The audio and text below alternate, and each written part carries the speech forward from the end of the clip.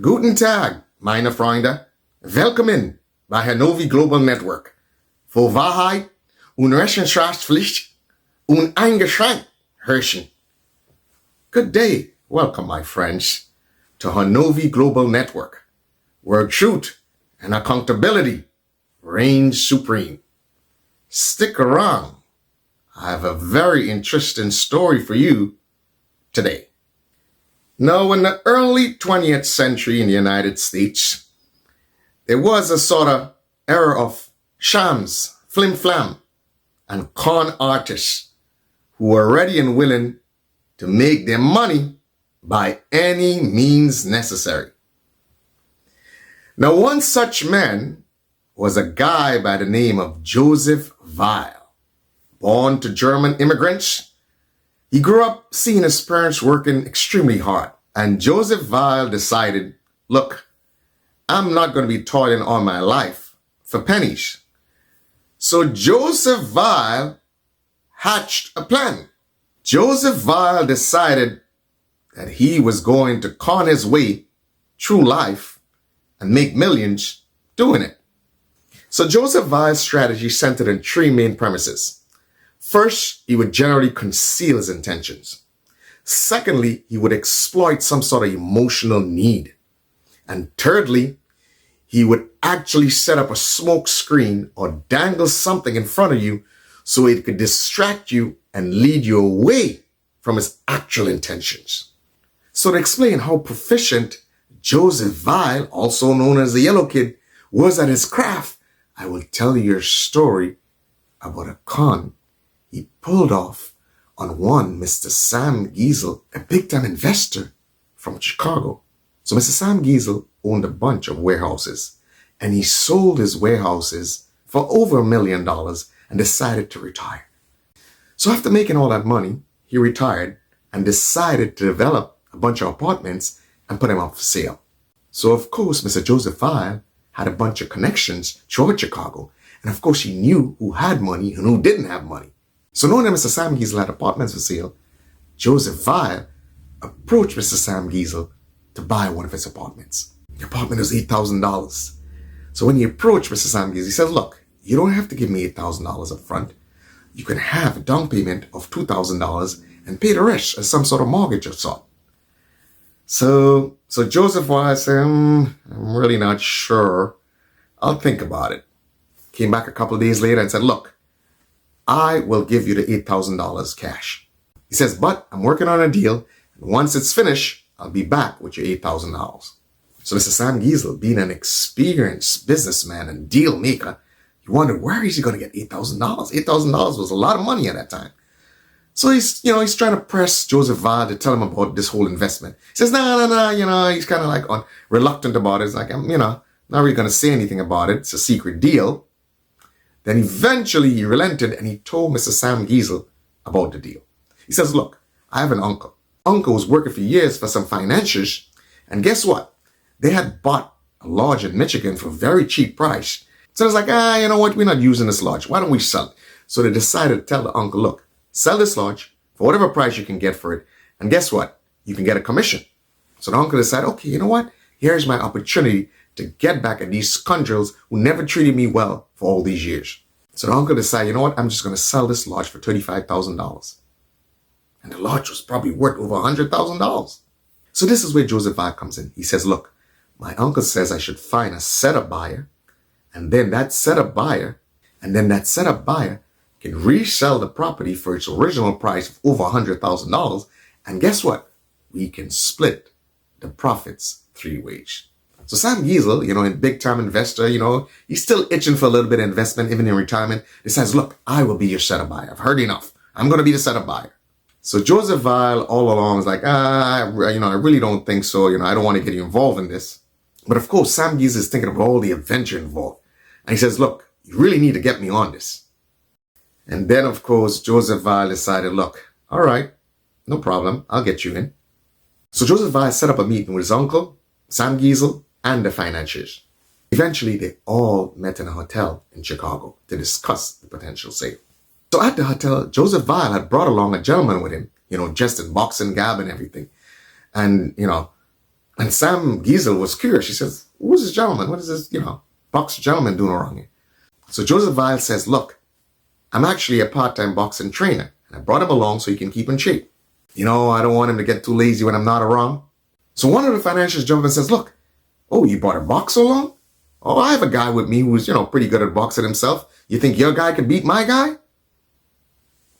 So, of course, Joseph Weil says, of course, my guy would tear your guy apart. So they descended some sort of argument, trying to decide whose guy is better than the other. So Joseph Weil said, look, we can arrange a boxing match. You want to bet on it? The financier says, of course, $50,000. So the financier says, oh, yeah? Okay.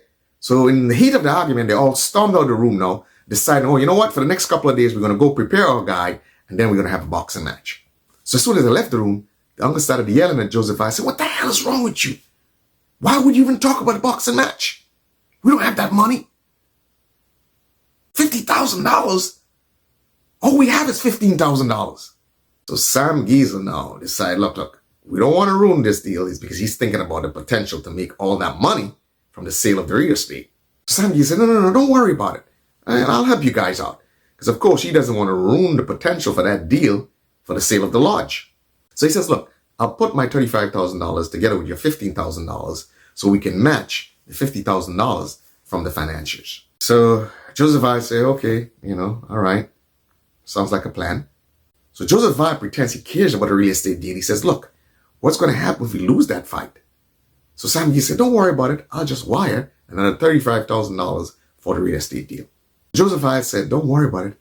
I think we can actually fix this fight because I know that boxer. Sam Giesel's thinking, now, oh boy, I'm going to make a killing from the boxing match plus the real estate deal. So the next couple of days, they both trained their boxers for the fight. The day of the boxing match, they all met up and the fight started. So during the start of that fight, the financiers boxer was doing pretty well. He was knocking around Joseph Weil's guy. But remember, this was supposed to be a setup. Eventually, he's supposed to lose. But anyway, it just so happened that the financiers boxers made a serious swing. So eventually what happened, the financiers boxer knocked Joseph Weil's guy, Gross, straight to the ground, knocked him out cold. So it happened that one of the financiers was actually a doctor. So he went to attend to Gross, checked Gross' pulse, pronounced him dead. Said, oh, there's no pulse. This guy's dead. So guess what? This is serious business now. They have to call the cops.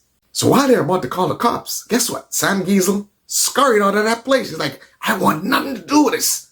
For one, this was an illegal boxing match. Two, the guy's dead. How are you going to explain this? Now, in such a situation, Sam Giesel didn't even care about his stuff. He didn't even care about the money. He just scurried and hightailed it out of the hotel. He didn't even look back. He was more concerned about saving his skin and avoiding jail time than worrying about a little $35,000 he brought. He didn't want to hear, he didn't want to see, he didn't even want to talk to Joseph Weil again, ever. But I'm sure you could guess this was the plan all along. Now, Joseph Weil knew if he tried to interest Sam Giesel in a boxing match and to put up money for a boxing match, it wouldn't work. No way. So he had to work on the man's emotion. He had to work on the man's emotional need for a little bit of investment in his retirement age. He knew this was part of Sam Giesel's whole emotional makeup, deal and adventure. So he played into his fantasy. And of course, you can guess, Gross, the boxer, the other boxer, and all the financiers were in on the plot. $35,000 was a lot of money back then. So for a couple of days' work, they split it up, and everybody is happy.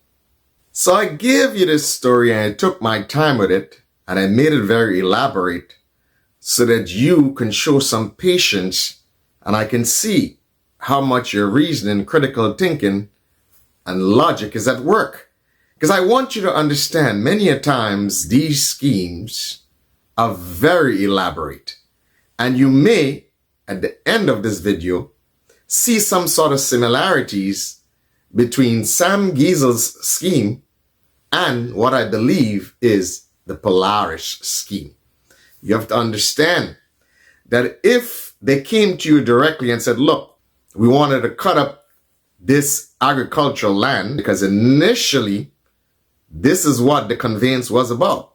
Conveyance was for this to be used for agricultural land.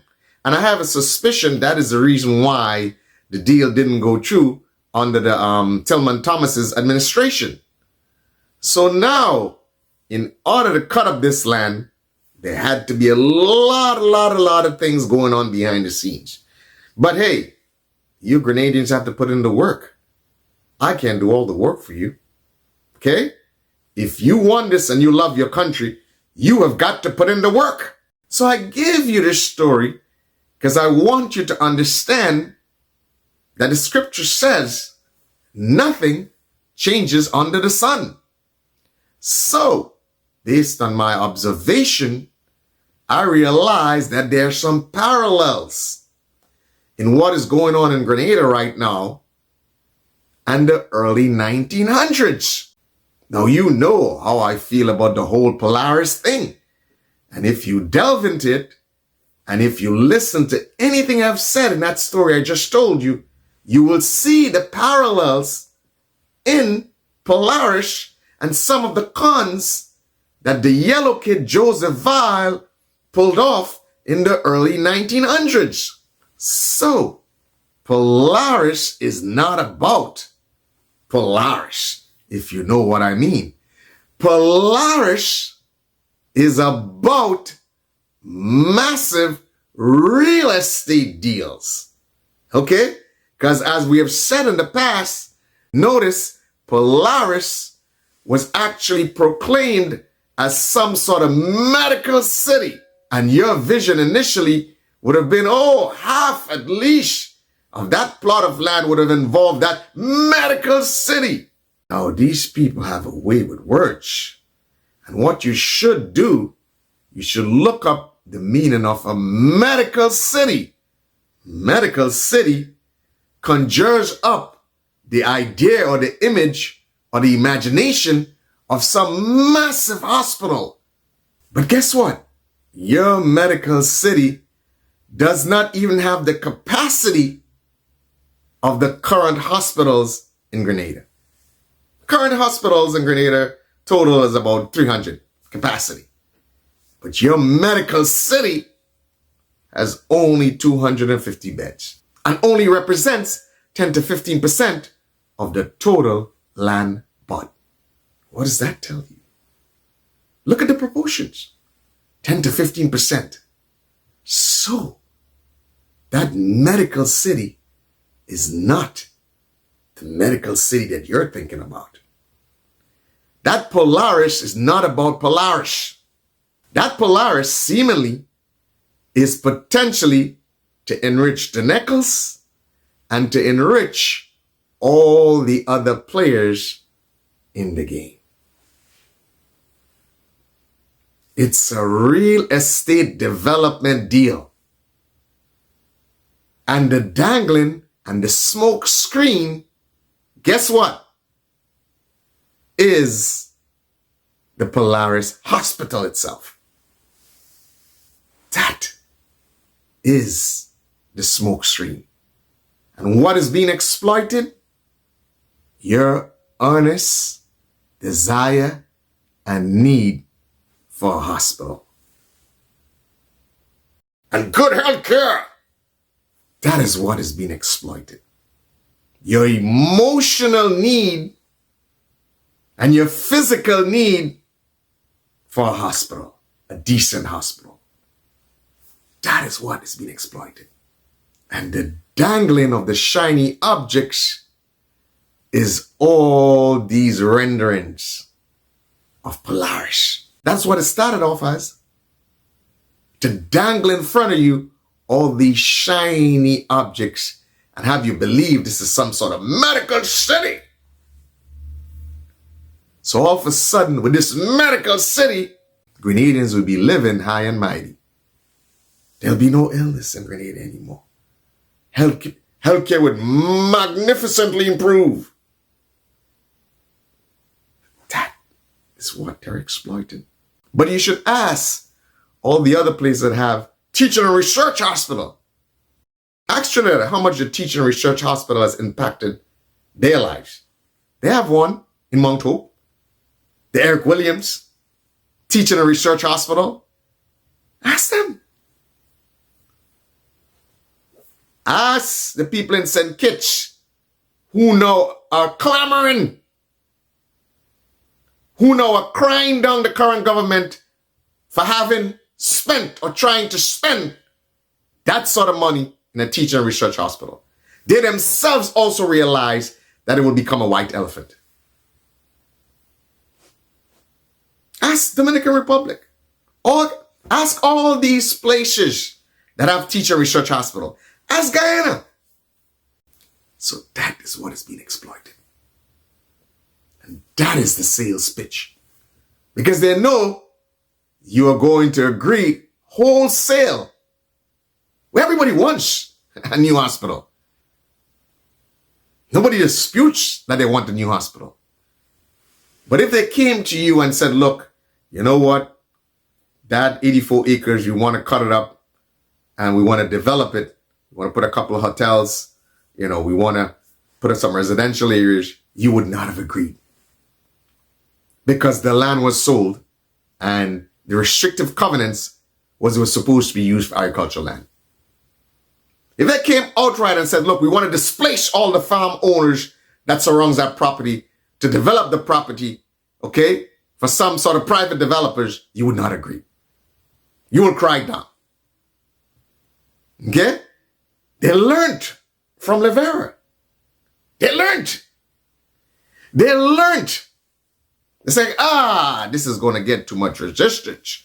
All the environmentalists will come out, put in private property right there next to the river, to all this, in proximity to these farmlands. No. So they had to put a smoke screen. They had to conceal their intentions. And they had to dangle the smoke screen of a teaching and research hospital in front of you. So you can agree to the wholesale cutting up of that 84 acres. And of course, they already know how they're going to secure the money. They're going to secure the money by using Grenadia's coffers and through these loans internationally and regionally. So the financiers of the project is the Grenadian taxpayer. This is how cunning these people are. So it's pretty much a sort of private development. Okay? It's a private development that is going to use the finances of the Grenadian taxpayer. Because ultimately, the Grenadian taxpayer would be left holding the debt. Now, if you don't see the parallels with Yellow Kid, if you don't see the parallels with Joseph Vile, then you weren't listening to the story. So it's a way to use public money to get private development, and all the legal transactions would be handled by you know who. So in addition to making their money behind the scenes from all these deals behind the scenes, and in addition to buying property close to the site where they know they might have hotels and stuff like that, they also make money by job creation for themselves. It's a brilliant move. So when I told you guys from the inception, months ago, months upon months, that Polaris is the creation of an economy for the upper echelons of NDC, I was not exaggerating. It's facts. When I told you guys that it was a Ponzi scheme, and those who get in first will be the ones that will benefit, that was not an exaggeration. Now all of a sudden you see everybody say, Polaris is a Ponzi scheme. People are just understanding what I said months upon months upon months ago. Now everybody's, Polaris is a Ponzi scheme. Polaris is a sham. It is not brilliance to see something when it's apparent to the common herd. Brilliance is the ability to predict things before they happen or before they become apparent. Okay? So when everybody sees it now, like, yeah, it's obvious. By now, if it's not obvious, then it will never be obvious. So these people don't pursue anything that doesn't make money for them. That's why they're not pursuing agriculture. That's why they're not doing much in agriculture. Agriculture is too much hard work. There's no money to be made for them in agriculture. Okay? A lot of times agriculture involves, no matter which part of the globe you are, a lot of the times agriculture involves subsidies. So the government is shelling out money. Okay? Unless you have some mass plantation or you have some mass estate that export in some sort of much needed product, then you make money off it. Okay? But they can make much money in, but they can't make money in this sort of domestic agriculture. It's not a lot of money to be made there. It doesn't provide jobs for them. They're not good with their hands. So they make their money from all these legal transactions. Okay? All of them get their cut. And on top of that, they make the money, which I suspect, from buying of shares in that separate company that was set up to purchase the land. And I believe that the Nichols are also in on the deal. But you see, they couldn't come straight forward and tell you that, because you might resist. They couldn't come straight forward and tell you who the real beneficiaries of this Polaris project are. This Polaris project is not for you. As I told you, that so-called groundbreaking was a celebration of sorts. It was a ritual of sorts for them to celebrate what they have pulled over the Grenadian people. This is what it's about. It's using public money to benefit private individuals. And as I said, this is why I told you it's a Ponzi scheme. Because all the debt would be held by the Grenadian taxpayer for generations. Now you understand what is taking place. Now you understand. So 85 to 95% of that land would benefit private investors. And only 10 to 15% of that land would, quote unquote, benefit the Grenadian taxpayer. But yet still the Grenadian taxpayer would be in for all the debt. Wow. Wow. Yellow kid. You did it. You pulled it off. You're good, yellow kid. You pulled it off.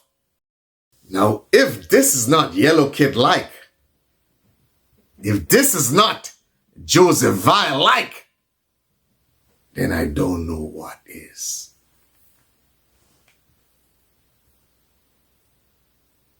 It's a masterful yellow kid move. Yellow kid! But you young Grenadians who are applauding yourselves for being bamboozled say you're all so bright. You're also intelligent. You're also smart. So my question is, who the heck have been educating these young Grenadian men and women for the last 20 to 30 years? That they would allow themselves to be so deviously bamboozled and taken in by this. Who was teaching them math? Who? Because it's true math that you have some sense of reasoning, logic, and critical thinking.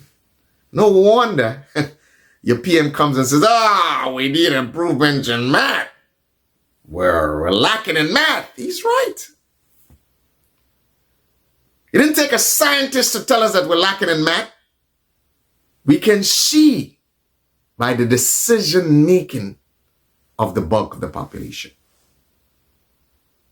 If the gentleman could have come and spring so much bamboozlement on you in the last campaign, then of course you don't know math. Again, math is what helps you to think reasonably, logically, and engage in critical thinking. So I don't know. I remember the guys who taught us math, they taught us math. Praises to, guys like Dean Patterson. They taught us math in high school. Praises to guys like Mr. Straker. They taught us math in high school. And my peers had the benefit of Hood, Catcherton Hood, teaching them math in GBSS. So they know math. And I know math. So my question is, who the heck are the people who have been teaching the Grenadian youth for the last 20 to 30 years math? Who?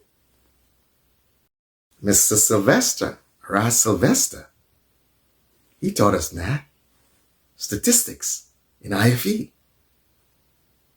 Mr. Senpi from the Guelph area, he taught us pure math in IFE National College.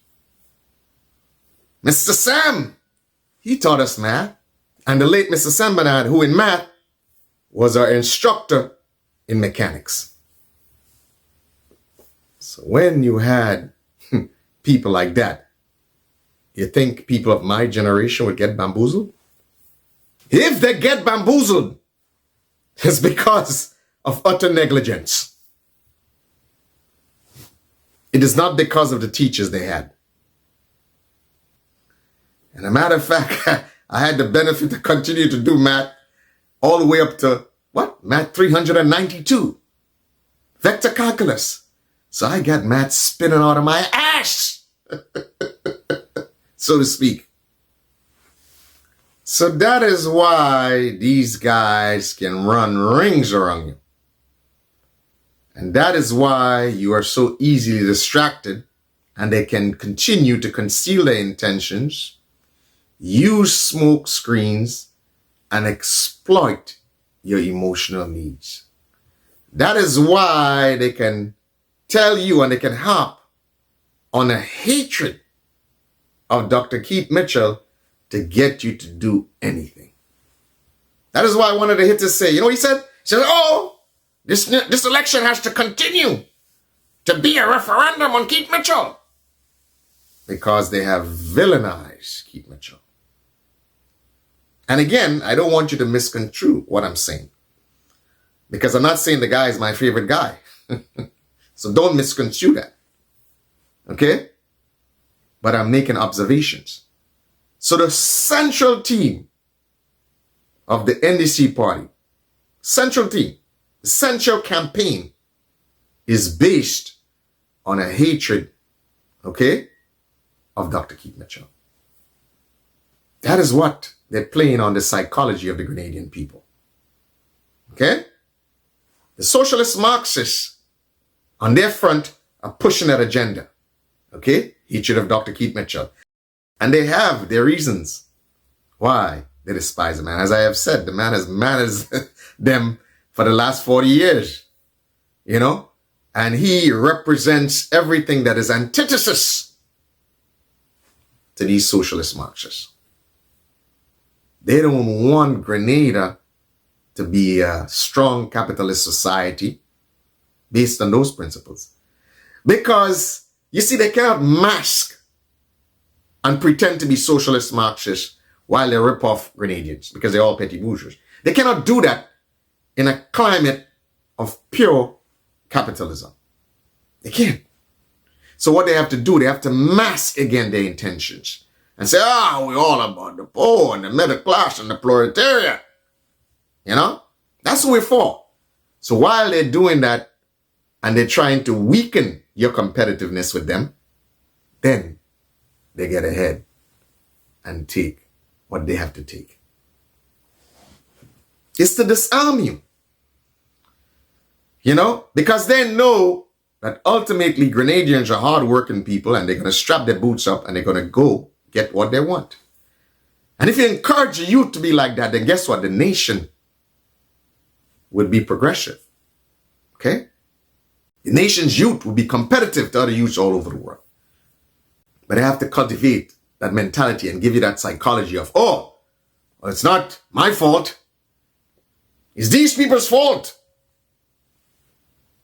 You know, they have to give you something to make an excuse. So you're not motivated to work. So you could blame someone for your condition. That is socialist Marxist doctrine. And while they're doing that, guess what? They're going to get theirs. And they're using all schemes possible to go and get theirs. So if you don't understand and see what's happening to you, then something's wrong. There are two sets of laws. One that applies, okay, to the poor and the vulnerable, and the other that applies to them.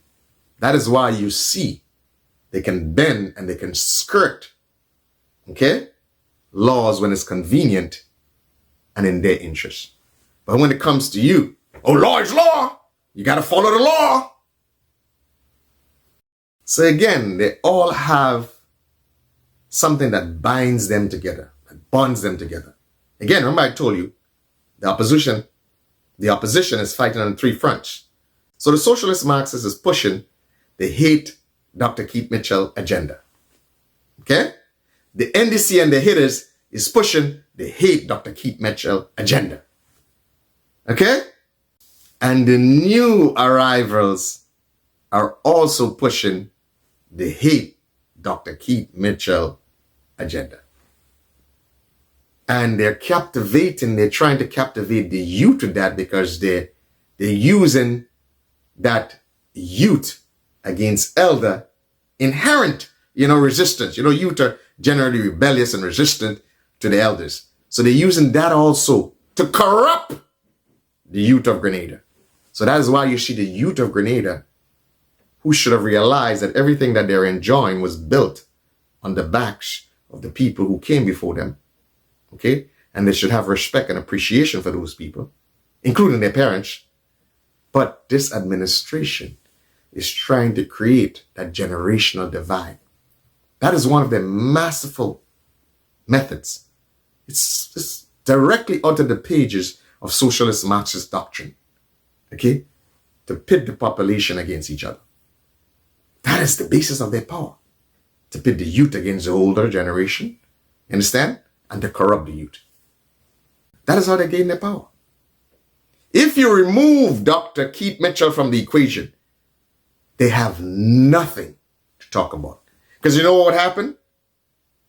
If you remove Dr. Keith Mitchell from the equation, as much as they try to, and they can't, but if you did, let's just say for a moment you decide, okay, they didn't talk about Dr. Keith Mitchell. Guess what? What would they have to talk about?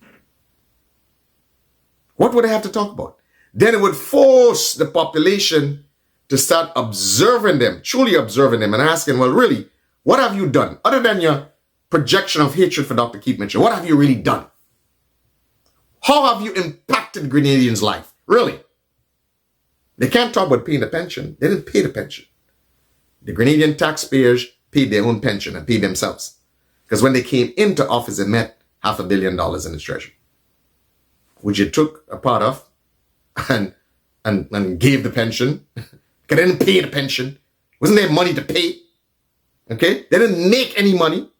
It's like you came and you made money, okay? And then you paid the pension. You met $500 million in the treasury. The Grenadian taxpayer dollars. So you didn't pay the pension. Okay? But that's how charlatans and imposters work. They use your money. They use your resources, okay, to elevate themselves and at the same time to get credit for it. That's how they work. That is why the Polaris project is such a Ponzi scheme and a hoax. Because they're using the Grenadian taxpayer money to fund, in some respects, private investment, which they all will benefit from handsomely.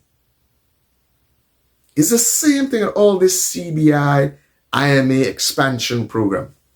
What do you think that is about? That is to create jobs and create an economy for themselves. As I've told you guys, the Polaris is to create an economy for the upper echelons of NDC. What do you think IMA is all about? That's to create jobs and create an economy for their people. That's not for you. You're not benefiting from that. For all the billions of dollars that they said they collected in CBI, show me one major development project in Grenada. Show me one. But they boasted about how much billions of dollars they collected. So show me one new development project in Grenada that was initiated by this current administration. So where did all that money go? Where did it go? So that is why they can create an expansive IMA and rebrand and remarket. They're good at that. To create more jobs. Okay?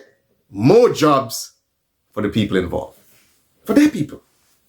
That's what it's about. It's a game. And you allow yourselves to be hoodwinked. It's sad. It's tragic. And you, the young Grenadian people, allow yourselves to be taken in by this. And the grown-ups of the society are afraid to speak. You cannot squawk. You're afraid to speak.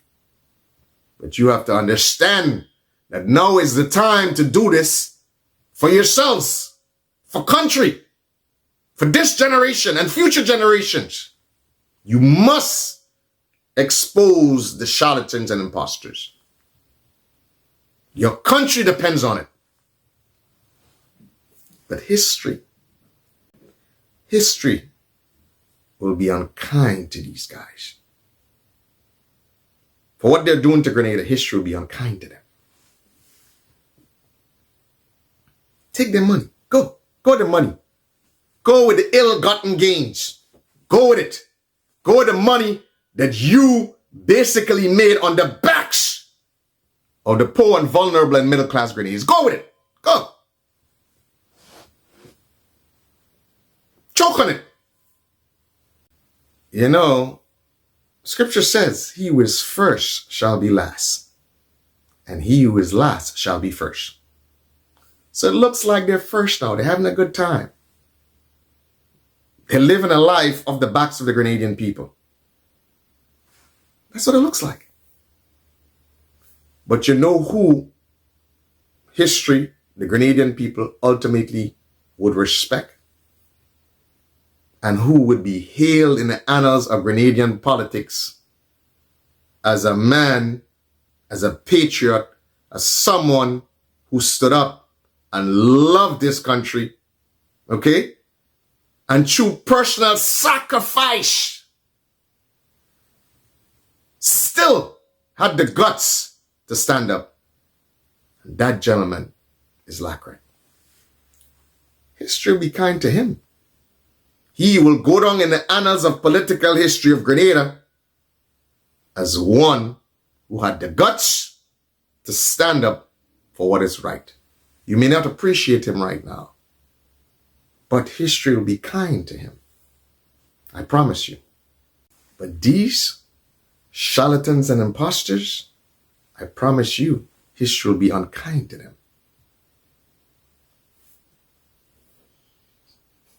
Many of them will go down as some of the most rapacious politicians that Grenada has ever seen.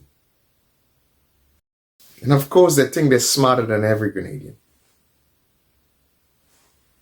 You come up with your smoke screens, you conceal your intentions, and you try to exploit the emotional needs of Grenadians with your Polaris project.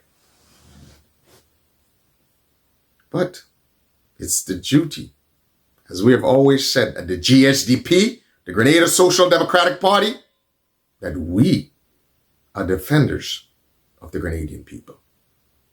Okay? And that is why we will continue to expose all of these concealed, intentions, and all of these smoke screens, and all of these exploitation of the honest emotional needs of Grenadians. We'll continue. So, as usual, if you like our podcast, if you like our show, please comment below, share, and like, and feel free to support us, because when you support us with super thanks, guess what? We get an opportunity to continue to spread this sort of information far and wide to every Grenadian.